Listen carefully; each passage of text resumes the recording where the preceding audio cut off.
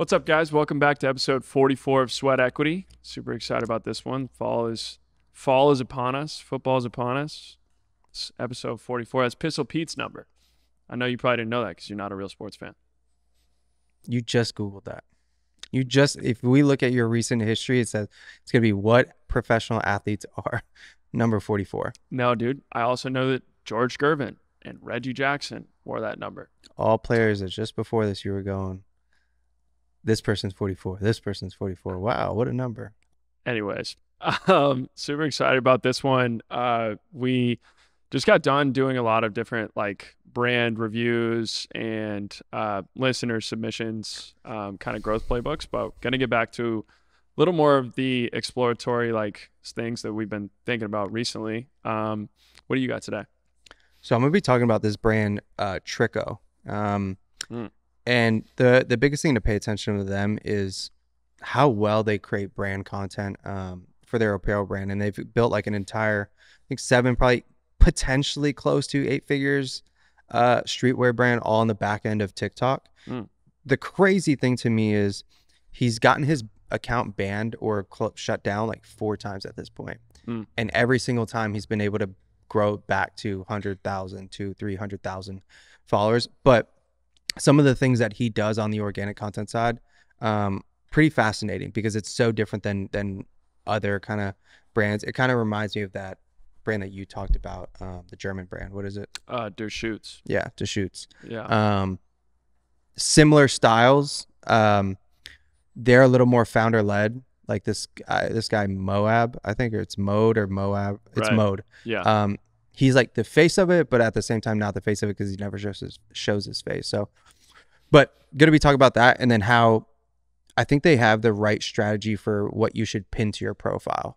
I think because of Cut 30, we've had a lot of people asking and talking about what they should pin to their profiles and thinking about the strategy there. And I think they've nailed it. So I'm going to be talking about that. I'm going to be talking about the consumer app social playbook. So a lot of these founders these days seem to understand that short form is a great way to generate demand, and they're scaling up all sorts of different content strategies, whether that's through affiliate or through their own channel. So going to break down basically what they're doing, some of the learnings they had, and then how you can replicate that strategy for yourself. But I kind of want to hear about this streetwear guy first, Trikko. Cool. So I sent you his TikTok. Yeah. And I want you to start with the first video, and I actually want you to watch the video. The first pinned video? Yeah, let me make sure it's the right one. Yeah. Watch the first pinned video, and then I'll start talking about it.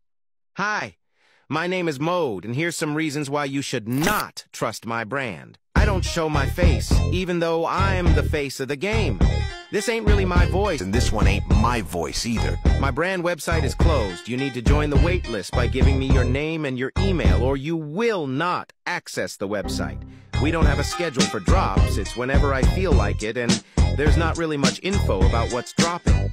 The reason you should trust my brand? Just read the comments. Just read the comments. That's pretty smart. So overall, looking at this, it's an introduction video to his brand, right? Yeah. 1.3 million views. There's some core pillars within that video I think people need to pay attention to. So the first one being the reverse psychology within that hook, right? This is why you shouldn't trust my brand, Yeah. right? So you're encouraging something by advocating the opposite. You're encouraging them to trust you by advocating the fact that you shouldn't trust them. And then you're going to give all of these points as to why not, which I thought was really good because it's naturally as humans, we would rather use a hook this is why you should trust my brand, right? Because we're every marketer's gonna be oh, you should build trust, and then he goes and says and does the opposite. In reality, he is trying to get you to trust him.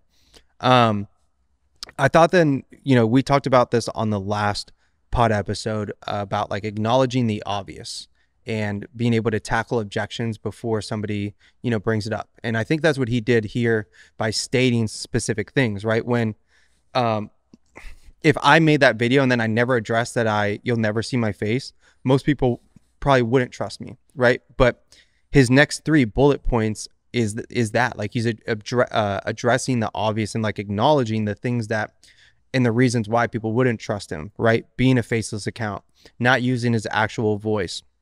And and even not even having like a release schedule. I think that's another like layer that plays into this, where the only way to shop is to join the wait list. And because of that, like because you have no drop schedule, you're creating this anticipation for like you're creating this anticipation that you're always waiting for his content, because it's content. And if you do like the brand, his content is or anytime he posts, it's a possibility that something is going live. Anytime you get an email, it's like something might have went live.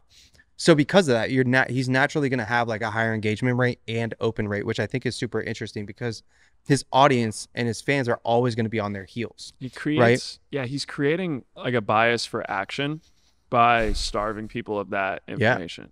When you're saying you don't know when you're going to hear from me, then people are like naturally going to want more. They're going to crave more. It's a bold play too, because it completely is for him, you know, if he's trying to give this kind of counterculture artist vibe, then he's saying, I don't care about money or predictable revenue or all the business fundamentals that most of these other brands do. I'm just going to do shit when I feel like it. Yeah. And that builds a lot of different, you know, stuff about his brand that probably makes it relatable to these people he's trying to sell to. 100%. And then he ends the video by closing the loop with what you just said, right? Which is like reasons why you should trust his brand. Just read the comments. It's like just social proof. And if you actually read all the comments, it's most of the comments are people talking about how much they love the brand. The first comment I see is Mode sold me drugs.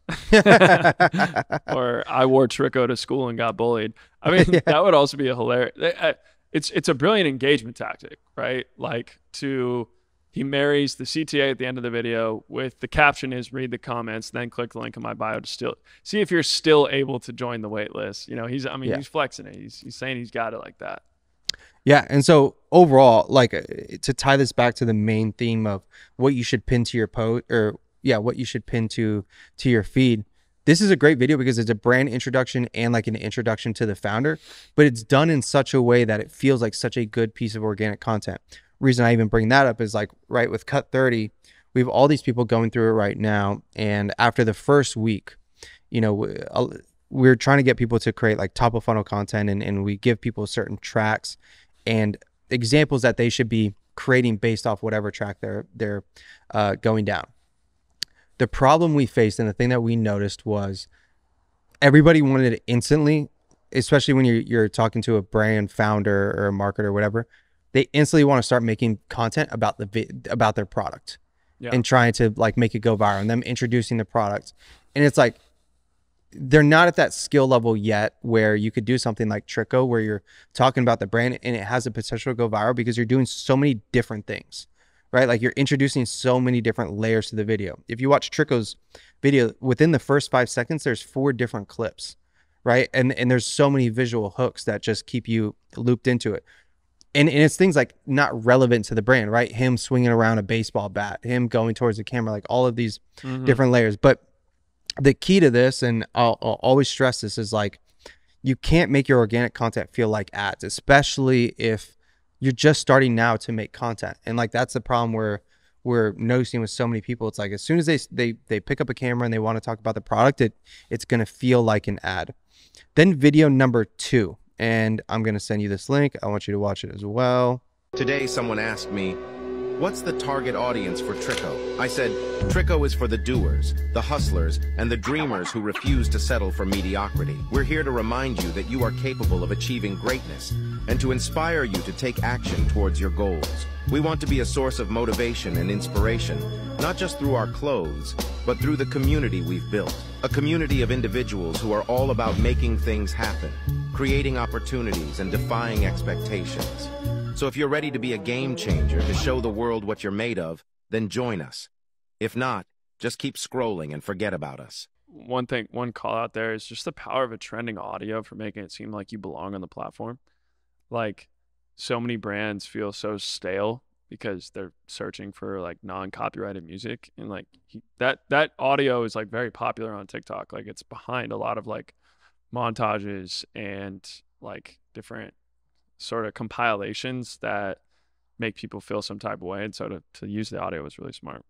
As someone that makes a ton of TikTok content and like knows the platform really well, how do you feel about using trending audio? Do you feel like it's essential? It's essential. Yeah, I actually think like using trending audio, and it's one of the most misunderstood benefits of the platform is like there's so much copyrighted music out there that you can just find an alternative non-linked to the record label version of, whether it's like sped up a little bit or maybe it's a mashup or a remix, and it's like got this super high version of the vocals. Like there's all sorts of different related audios to stuff that people are very familiar with, and it just makes your video so much more watchable.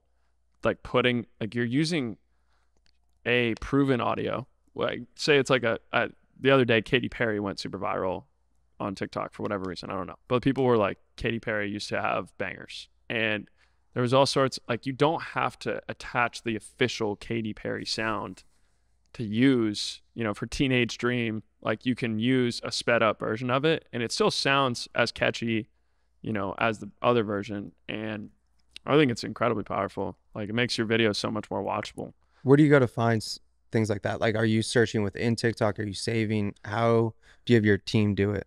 You just kind of got to know what to look for. So when you click on a sound on TikTok, and you click on the sound itself, if you're a business account, it'll tell you whether that sound is copyright or not. So you either have the option to use that sound or you can't. That's the number one way to do it, is like click on the sound, and if you can click use this sound from there on out, then it's not copyrighted. But if you can't, then it's like the official version of a song. Because you have to have the business account, right, to have TikTok Shop. Mm-hmm. Yeah. And the only reason I'm asking that is like with other brands that, for example, we work with on Instagram, it's like we have them. If you're using a creator account, you could still link to all your products in Instagram Shop, for example, or Instagram Shop feature. But I don't know how it worked with TikTok. Like I didn't know if it had to be a business account, because if I switch it to a creator account on Instagram, I could use whatever music I want. Mm. So like even with Tier, when we were at the games, like we had him switch over to a creator account so that we can use all the trending audio. You can just hit that like day of. Yeah. Switch to creator and then use trending audio on something. Yeah. It's crazy lack of oversight on Facebook. Insane. So it's like do not watch this. Yeah. So it went from, dude, I watched not the playlist, but like the music library go from individuals I never heard of to, things that we're listening to. And what's crazy is you don't get really, are you saying creator account in terms of like personal account?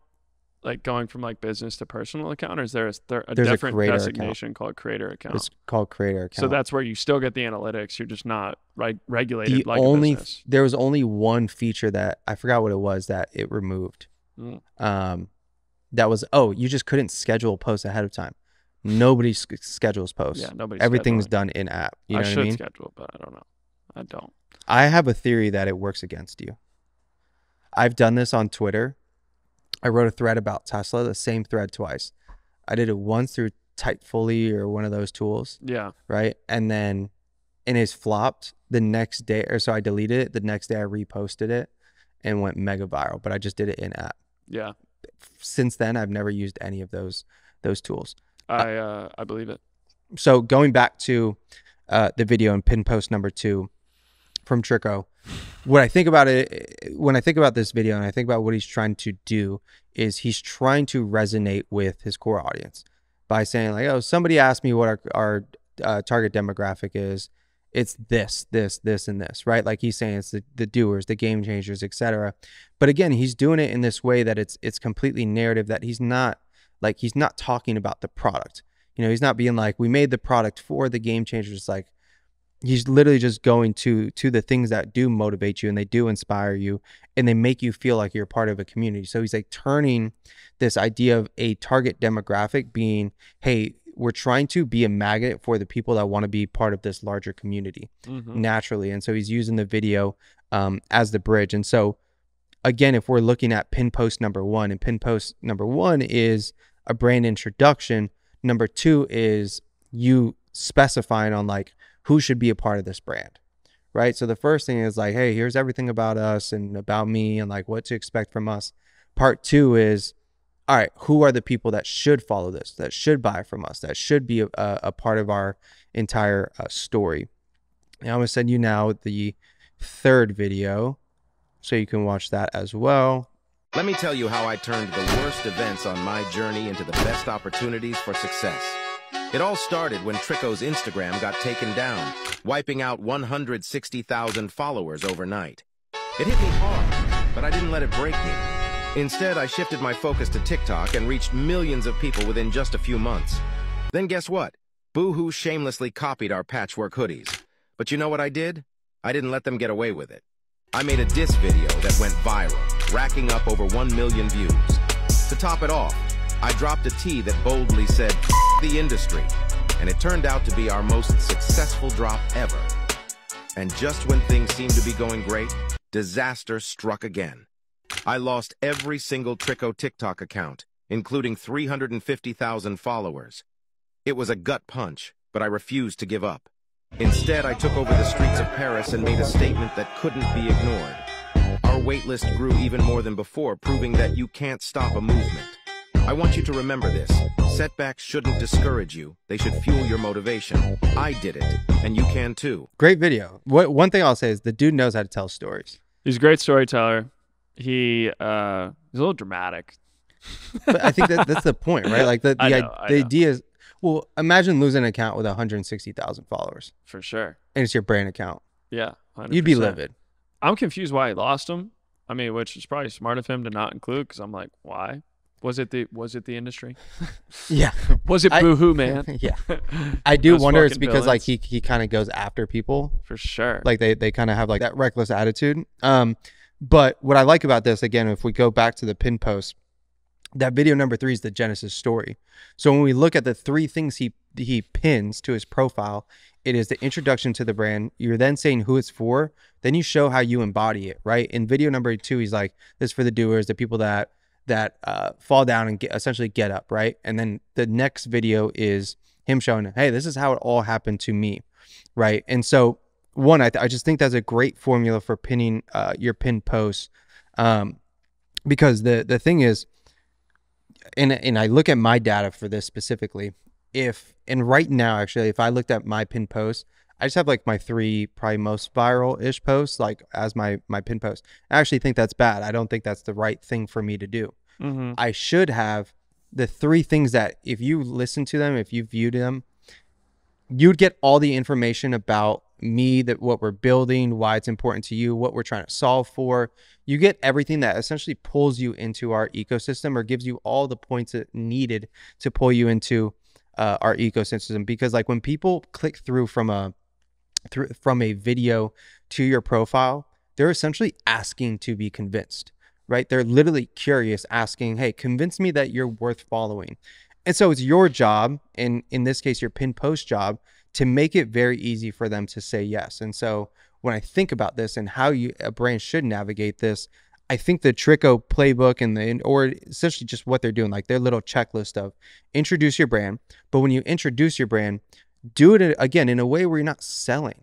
Like you're essentially just telling this side of the story that a lot people should find interesting if they're interested in that in that niche or not. And then I think the second part is, okay, you're trying to build a larger community. You're trying to build not just a customer base, but you're trying to build something that's bigger than the brand. Then when you say who the target demographic is, add all the reasonings behind it. If you would have just said it's, the target demographics 18 to 35 that are working out, it's like, okay. But he was like the doers, the game changers, the people that get knocked down and come back up, right? Like all of that shit where you want who you're saying that or like you're communicating this message, and you want people to essentially like the whole time be like nodding along in agreement of like that's. And you want them to feel like they're in your tribe.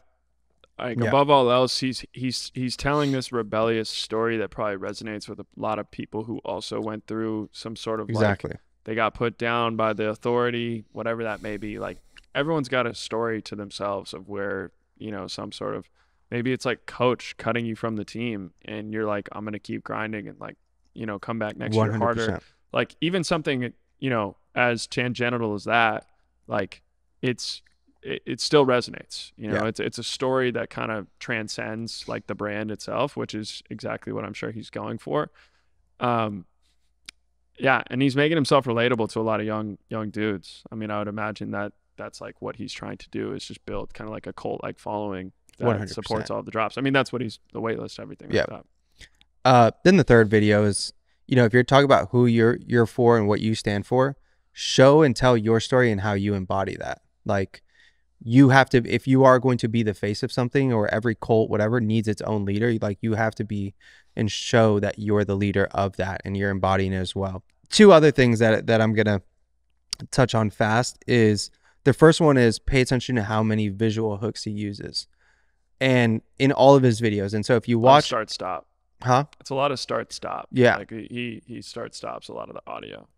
Yeah, and then like if you look at the first 5 seconds within each of any of his videos, they all have 3 to 5 shots within there, and then it's a lot of fast cuts. It's not always relevant to the video, but what I think he's also done well is like he has his shtick, and what I mean by that is a lot of his visual hooks include him with a baseball bat. Yeah, you know, and that's his thing. And so when you see a visual hook like that, you know it's Trikko. And I even think about this with me. It's like, you know, I'm just doing the typical green screen content or sitting at the desk, right? And I'm not adding in a layer of a visual hook that cements like an identity. If I did something repeatedly every single time, like Dylan and Henry, they have that green screen that they bring in behind them, right? Yeah. That, you know, you see that and it's like, oh, that's Dylan and Henry's video or Smart Nonsense video. And then if you see somebody do it, it's like, oh, they're copying Smart Nonsense. Yeah. You see somebody do that with Jack Butcher and his black and white. It's like the same thing. It's almost like this just came to mind. You know, when you start on a roller coaster and it's like the first tipping point down, yeah, like, you almost want your visual hook to feel like that. When Henry and Dylan do the whole like reveal, it's like, step into my world. Yeah. Step into this experience that I'm about to take you on. 100%. So as long as the spoken hook and the concept is viral enough, then that as a visual is something that, like, this come with me or like come on this ride sort of feeling and emotion is really powerful. The last thing that I want people to take away from what he does is he'll take something that somebody comments and he'll turn it into a full-blown video. And I'm not talking about like stitching a video. And the idea here that I think about is like, comments are content. Like, if you do it right, comments are content, and you just have to be able to have that framework. There was a comment on one of his videos. It was like, where can I get that shirt? The whole video, and I'll send it to you, was talking of, and I thought he was like, the way he structured it was like really creative, where he's like, we just had the craziest launch of our life. Somebody commented this, and so I made a t-shirt about this. And like, it makes you feel like he's about to say that they just launched it. And he was like, yeah, well, we only made 20 of those, so we're actually not launching it. But, and he's like tying so many different pieces together for like this one video, where then he talks about how like they went back to Morocco, where it all started, and where he like went out and handed out shirts and whatnot. And then he ties it together as like, but you didn't want, we're not doing that drop, but we are launching a drop around Morocco in our most popular football jersey, and like announces it like that. Right. And so the whole time you think that you're going to get this, you don't get it. And then they announce something else. And it all started with just taking a comment and like being able to figure out what the story is within that comment that you can piece together. But overall, dude, like, he's fucking just great at this. Like, and I don't know if it's because I'm so indulged in so much organic content that it feels like it's so hard to find people who can be creative around their products. Yeah. So it's fascinating. And it reminds me, a lot of that German brand. So let me show you how you can grow your brand like Erewhon. So let's be real, a 6-year-old brand integrating influencer marketing into their strategy. It's pretty interesting. So the idea is then, what's stopping your brand from doing the same thing? I get it. Sourcing and sealing deals with influencers is a nightmare. Using spreadsheets, we know that's not easy. And tracking deliverables is insanely tedious. And most of the time, influencers just drop the ball. But here's the thing. It's 2024 and we have way better solutions than what we did even a year ago, and definitely in comparison to what we had 10 years ago. And that's where SARAL comes in. Because with SARAL, you can build a list of influencers. So think of like a CRM, but for influencer marketing. You can send out automated outreach sequences, and you could create and track relationships at different stages of the funnel. Working with a top of funnel influencer versus a bottom of funnel influencer is a different thing, and they have different requirements and different content needs. But here's the craziest part for brands like yours. And that's that brands that are working with SARAL are averaging a 5x ROAS, which is nearly double what most brands are seeing on Facebook right now. So here's the thing. If you want to take it for a spin, we got you a free trial via Sweat Equity. And all you got to do is click the link that I put in my bio. You'll also see the link right here. And trust me when I say it's the only tool you really need to build out a good and robust influencer marketing program. So check it out. Let me know how you like it and try it for free. So a lot of the stuff that we talk about on this podcast is for physical products. And that obviously doesn't include a lot of things that people are running and starting, AI stuff, apps. And recently I've been studying a lot of different consumer app founders who are talking about these crazy growth hacks that they're running on TikTok, Instagram Reels, you name it. And what is starting to emerge is the same growth potential from using organic video for your brand to, story tell is actually possible for apps as well. So there's really a couple ways you can do this. You can either scale up through affiliates or you can post from your brand account. So first we're going to talk about posting from your brand account. So here's how apps can go viral without spending any money on ads. Number one, you want to start with the goal. You want to have content that gets saved and content that gets shared. The first example I want to use is this app called Q. So it's kind of like a Tinder for finding what you want to watch tonight. And they posted a lot, and their original videos didn't succeed because they were too vague. So something like POV, you can't decide what to watch. Or they were friend related, saying, if you and your bestie can't decide what to watch, try this. Then they found through testing, they found out that POV, you're and your BF, boyfriend, can't decide what to watch, worked. Why did it work? Had a relatable problem statement. It had a huge target market, every couple. And then it showed a product demo that pitched this sort of dream outcome. It was like swiping through all sorts of stuff. Yeah. So the product demo shows this dream outcome, which is you never have to worry about scrolling endlessly on Netflix to find what to watch. You just identify it in a fun, gamified way with your partner. That simple video got 8 million views and drove over 100,000 downloads of their app. So app founders can do this stuff. They can replicate these ideas. There's another one that's been going viral crazy recently called Trip BFF. So Trip BFF will put up a quote or a statement over some sort of before type of situation. So for example, it's a before after, and the before is this girl looking into the camera. She's sad. And the quote on top of it says, wanting to travel and stuck in my hometown. It then goes to a fun travel montage, and the end shows, how the app helped that person achieve that outcome, which is they're able to find people to travel with on the app. It's a way to like network with folks and travel. Is this on TikTok? It's on Instagram. Oh, okay. And, the next one that I found that they did, it was very similar. Like, so you want to travel, but your friends are lame and won't come, was the statement on the first one. It hooks viewers with a question. It sells a dream lifestyle. It demos the product, which shows how you can achieve that lifestyle. And then all of these include a trending audio, kind of similar to what we talked about earlier, where it feels like something that as you're scrolling, it's not an ad because it's a sound that you're used to. People are kind of conditioned at this point to expect certain sounds that are viral. TikTok did this, and now Instagram's doing the same. And so you don't want your sound to automatically trigger someone thinking this is an ad. You want it to feel very native to the platform, like very authentic. All of these work really well, and they're driving millions and millions of views and millions of downloads. And that's from your owned content. That's from the brand account. This is totally in control of any founder. They can produce this at scale, and that'll build the brand. It'll build a lot of the brand equity. It'll make everything easier, because if you go viral like that in TikTok, in Meta, there are these different filters that you can do to create audiences. So you can select video viewed 25%, and you can create a custom audience, and say you have 13, 20 million views, whatever it is, in your Trip BFF, and a lot of those people didn't convert into app downloads. You can create that audience of people that saw the video, 25 to 30%, whatever you think should be right for your brand, and then proceed to create a retargeting campaign with some sort of offer. So if your app has some sort of paid subscription, you can do a free trial, a 2-week free trial offer. And that's just a static image you can run as a retargeting audience. This is kind of how you reduce your dependence on paid ads as a consumer app, because that's the number one way that most apps have to scale. They have to be venture backed, and they have to spend a ton of money on acquisition, or else they won't succeed. Like the only way to do it is organic sharing, peer to peer, and that doesn't really happen for most apps past like, stuff that's like really trivial, like gas, like Nikita's app. So that's one format, like super simple. It's like problem statement, and then like sell a dream lifestyle and show how the product helps you achieve that dream lifestyle.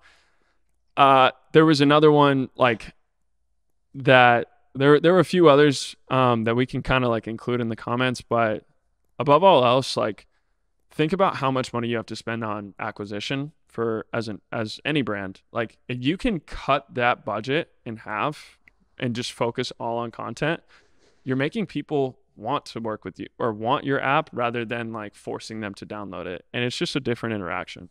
That's your own content. The second is you want to build an army of affiliates. And this is something that's brand new.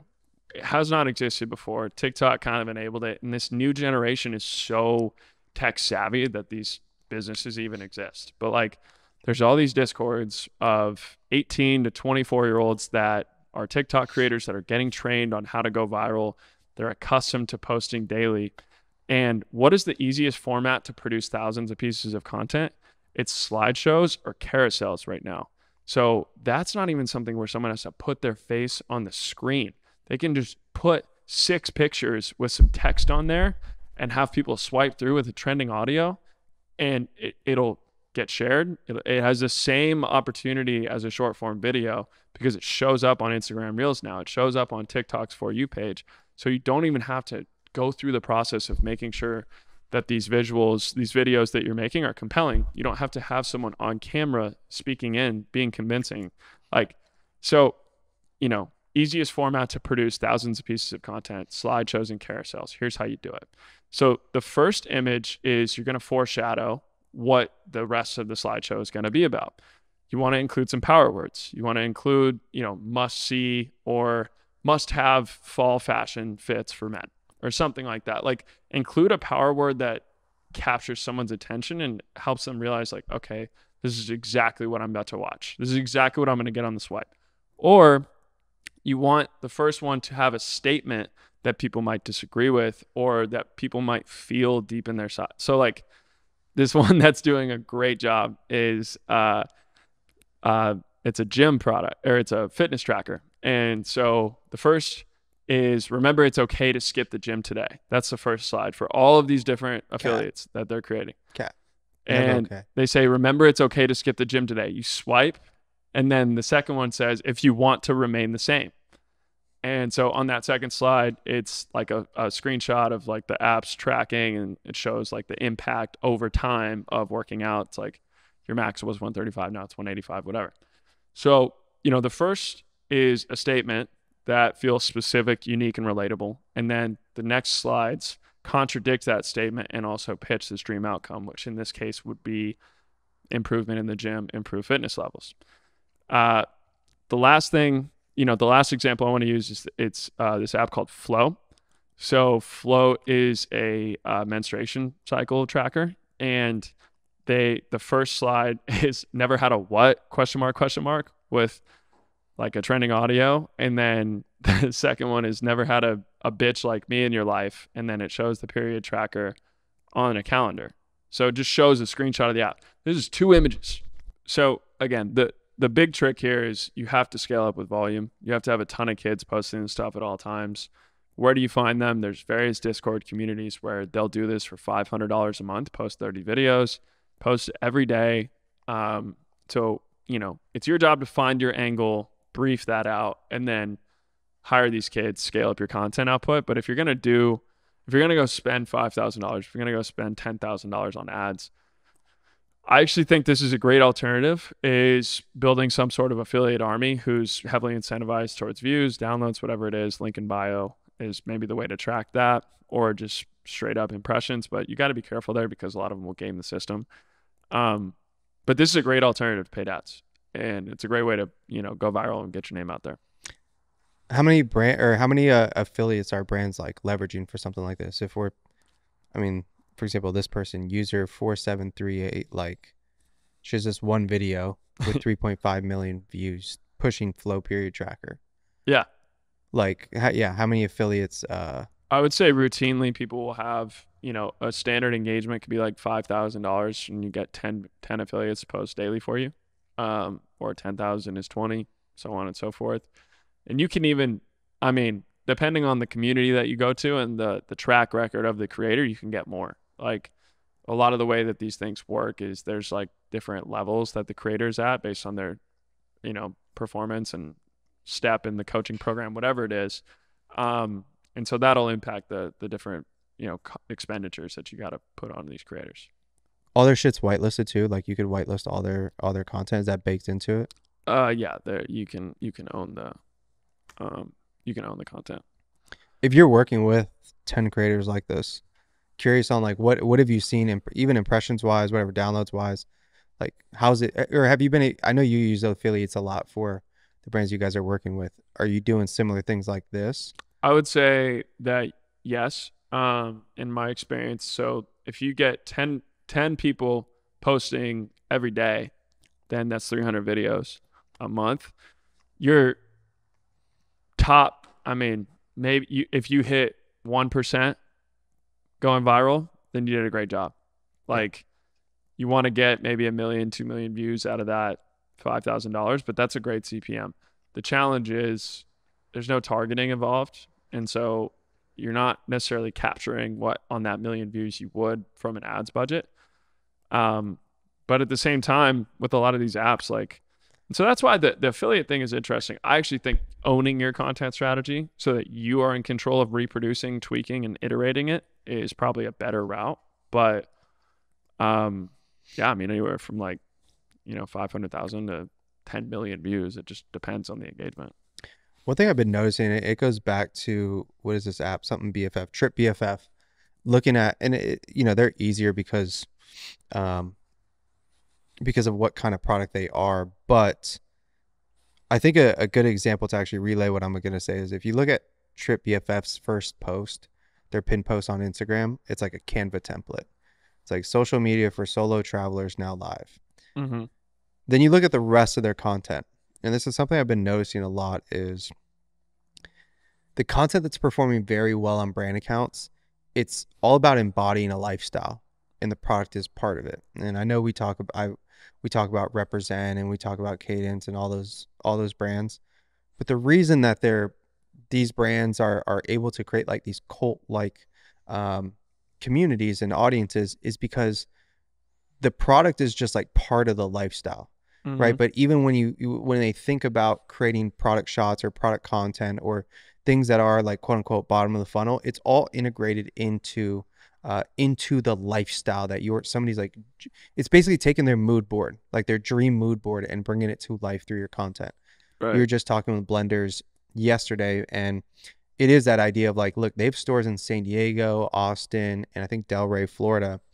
And when we think about their content, we think about what they're currently putting on their Instagram, it's like it's studio shot content versus understanding what that larger narrative is for a brand like Blenders, which is be seen, be loud, and then we go shoot, you go shoot content in studio versus being out in essentially like looking at Pinterest inspo for nostalgic content in Austin, nostalgic content in San Diego, and then recreating that, like recreating those lifestyles on your feed that people want to buy into. And then and then because at that point, then the product is like part of the lifestyle, right? Like you can't complete the lifestyle without that product. Yeah. And so looking at like Trip BFF, they do a great job of doing this and then tapping into relatability, right? POV, it's that time of the Europe trip again, when like you have to start packing your entire backpack before like switching from city to city or something like that. Yeah.